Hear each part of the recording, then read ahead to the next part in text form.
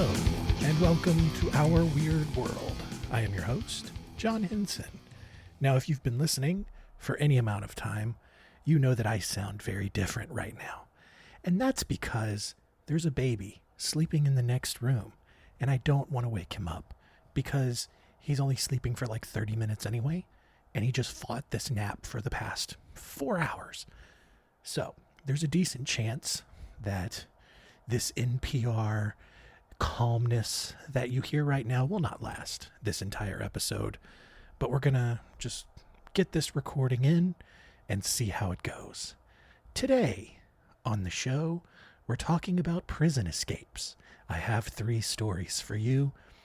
They are the tales of Pascal Payet, Radovan Krejcir, and our first story of the Briley Brothers.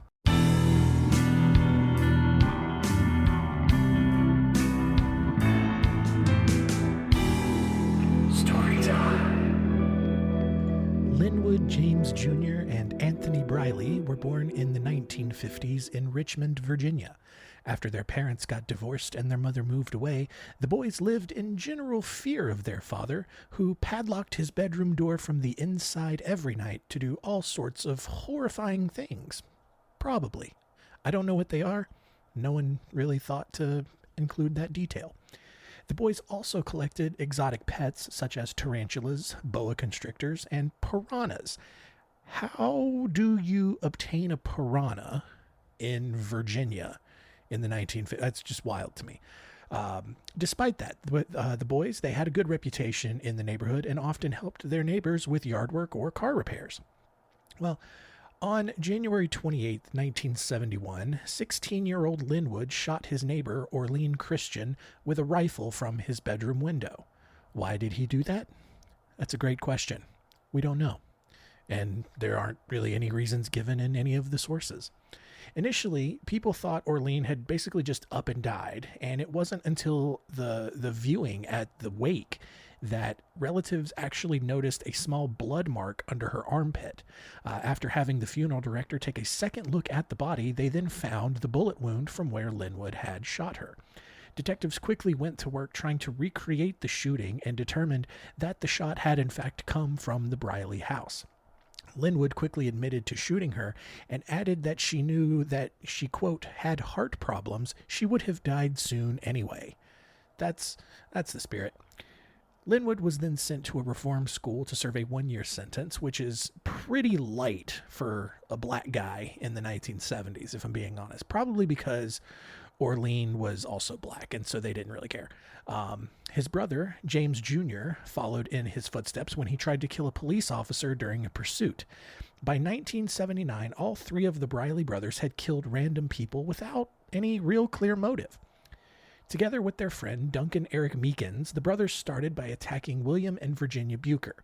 Linwood held the couple at gunpoint while Meekins tied the couple up, and the other brothers doused the house in kerosene.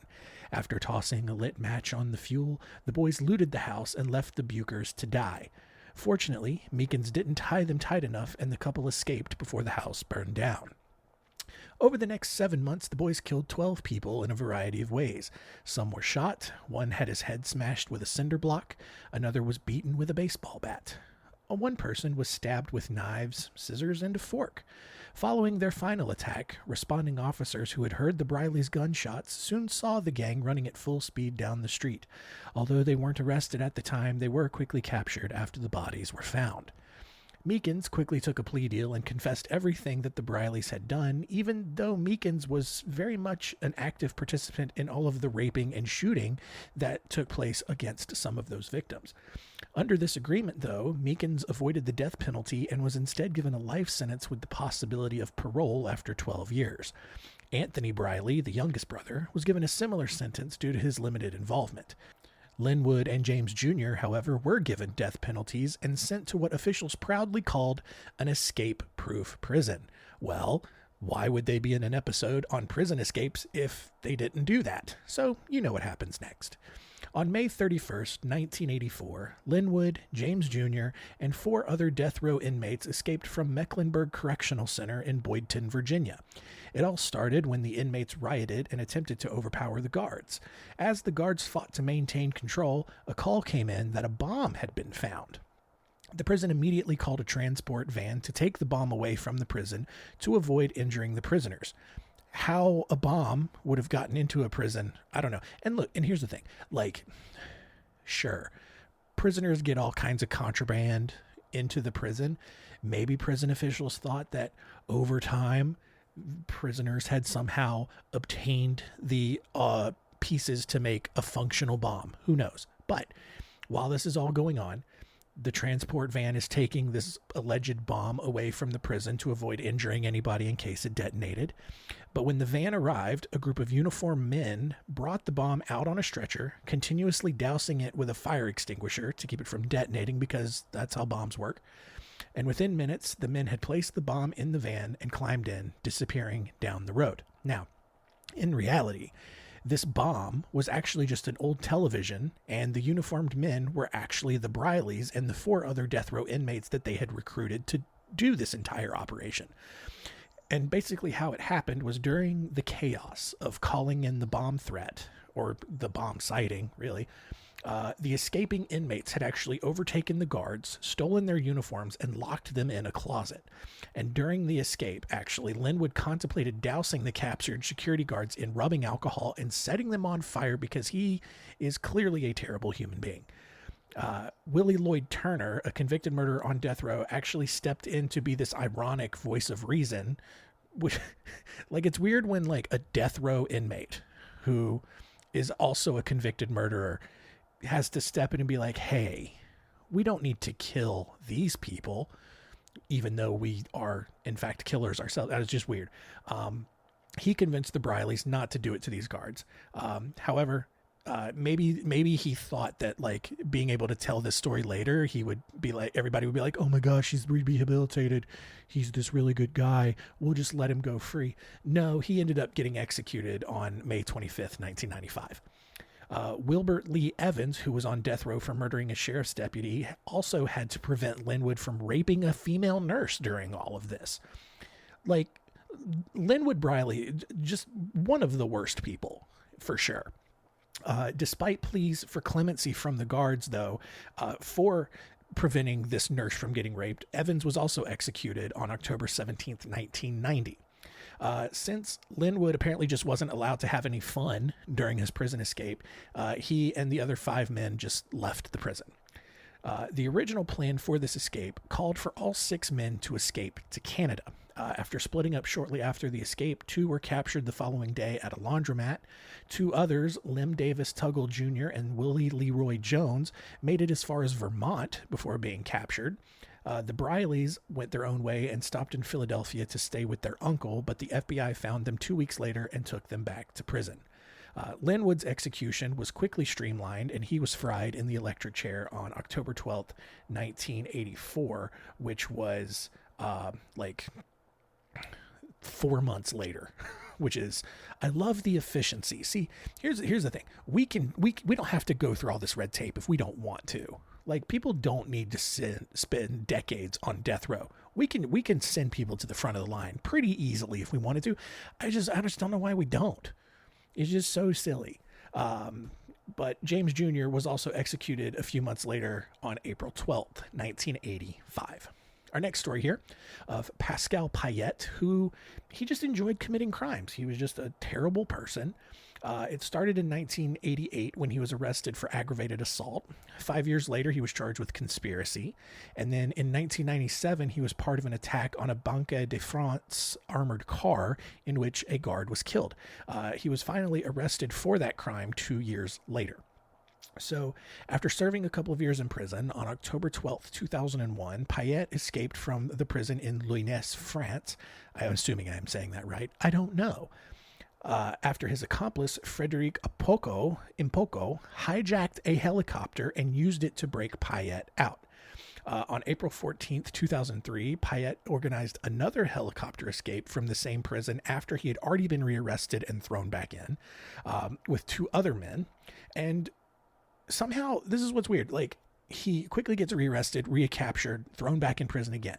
So, like, despite being really good at, like, somehow obtaining helicopters, which, granted, maybe helicopters are really easy to obtain. I don't know. I've never tried to just go find a helicopter.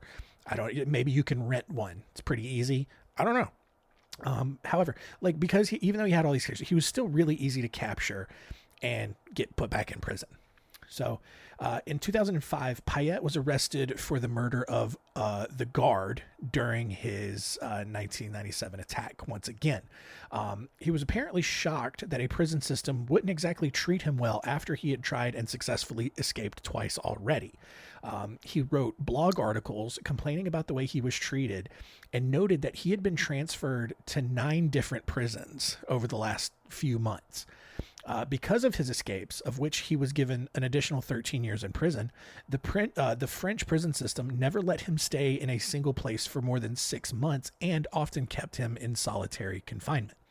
Despite all of that, Payet organized another prison escape on Bastille Day on July 14th, 2007, when he convinced 4 masked men to hijack a helicopter from the Cannes Mandelieu airport. A chopper quickly took him from solitary confinement in Grasse and dropped him off at the Mediterranean coast in Brignoles. He was captured 3 months later because, again, like, here's the thing. Like, I think probably part of him just enjoyed escaping from prison and trying to figure out how to do it, because otherwise, like, you go through all of this trouble to get helicopters and coordinate people to hijack said helicopter, land said helicopter in prison, and like take you out. You think you go through all that effort, you'd probably go through an equal or larger effort to not get caught. Maybe. I don't know. Either way, he was captured 3 months later in a suburb of Barcelona. This time, French authorities didn't even tell him what prison he was being sent to, so that he couldn't tell people on the outside where to come get him. Granted, like, unless he's in solitary confinement 24/7, he could just ask other inmates where he is. So that's, like, I don't know, it seems like a pretty loose plan. Anyway, he's still allegedly in prison today and hasn't made any other escaped attempts. Our final story here is of Radovan Krejcir, where following the Velvet Revolution in 1989, he decided to live a life of crime, which was especially convenient since there wasn't a communist government around anymore to watch his every move. He quickly founded a company and participated in the Czech Republic's voucher privatization program, in which citizens were given the opportunity to invest in new companies. And so, again, to give you a little bit more context in case you couldn't pick up on it, Velvet Revolution in 1989, communism in the Czech Republic falls apart, new capitalist government comes in, and people are trying to start their own businesses and start building up a life for themselves. And one of the things that the Czech Republic's government did was they introduced this voucher privatization program, and people could purchase these vouchers, which were the equivalent of investments, stocks in different companies. Police immediately became suspicious that Radovan was involved in illegal money transfers, but struggled to obtain enough evidence to do anything about it. So this dude, he's already gamed this voucher program. He started a bunch of companies, like fake companies, and gotten people to invest in them somehow. Like, I don't know how exactly it works, but you get it, right?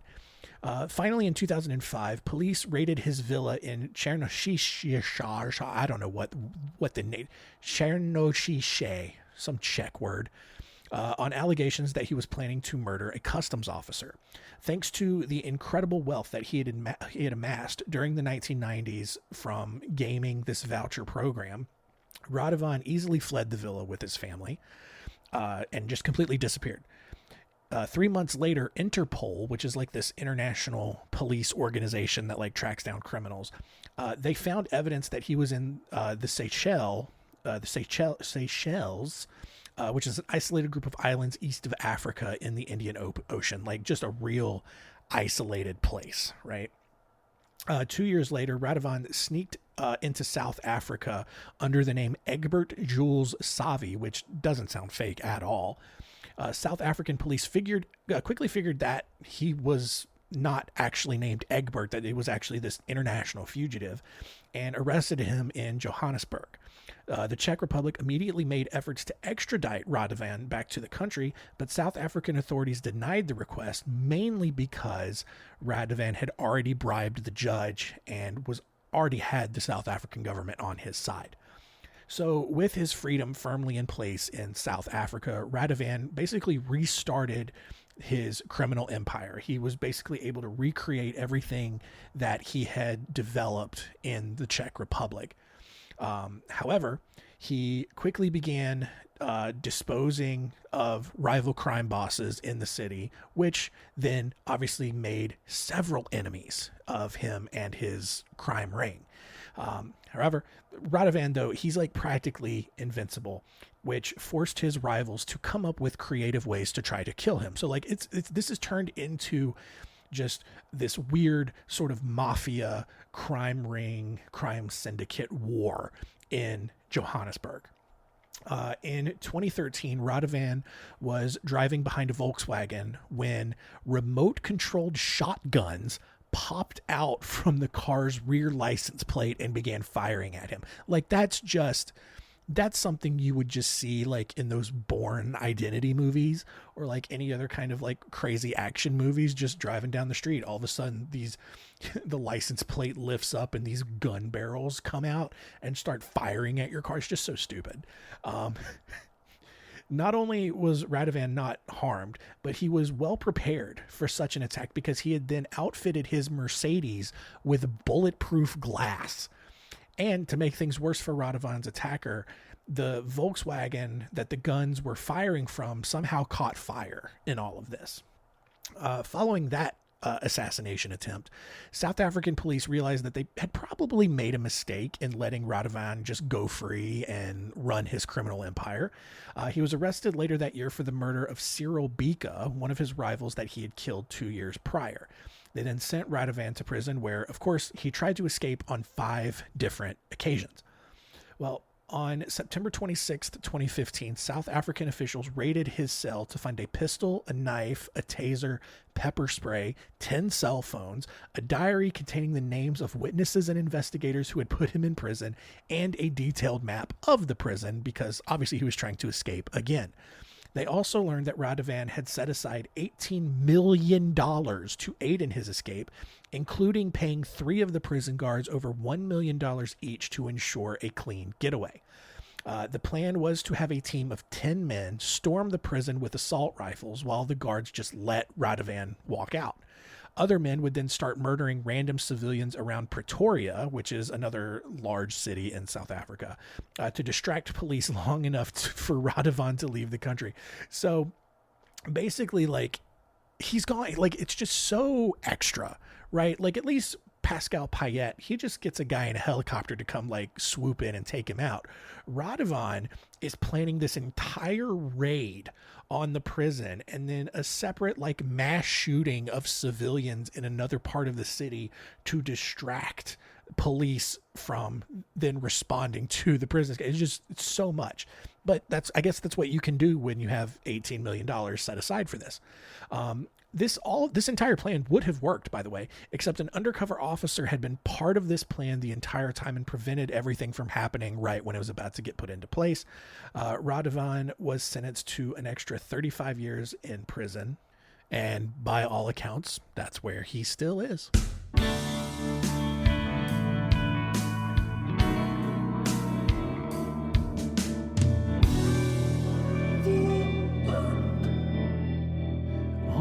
There you go. A couple of prison escapes are in the books. Hopefully you have enjoyed this more calm, more dulcet, smoother, deeper, mellow telling of these stories. I'm probably not going to keep doing this because it was honestly very distracting. like part of me wanted to start getting like really animated and like yelling and all of this, but then I was like, oh wait, no, the baby's still asleep over there. And so then like I started messing up words sometimes and tripping over things because I wanted to say something completely different, even though I had no reason to. I don't know. Anyway, What did we learn today?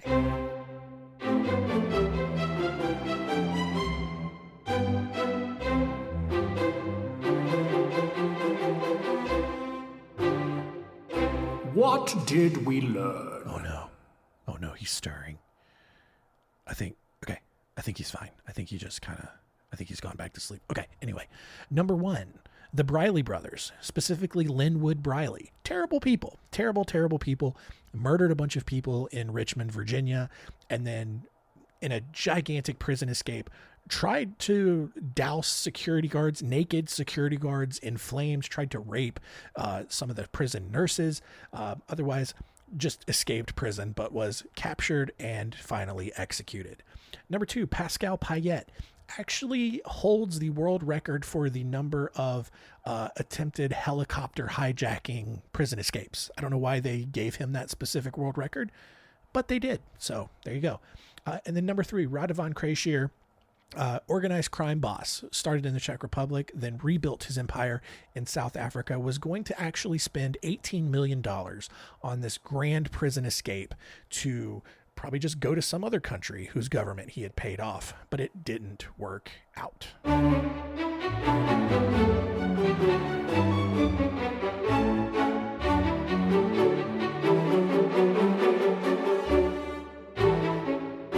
Next week on Our Weird World, the baby's awake now.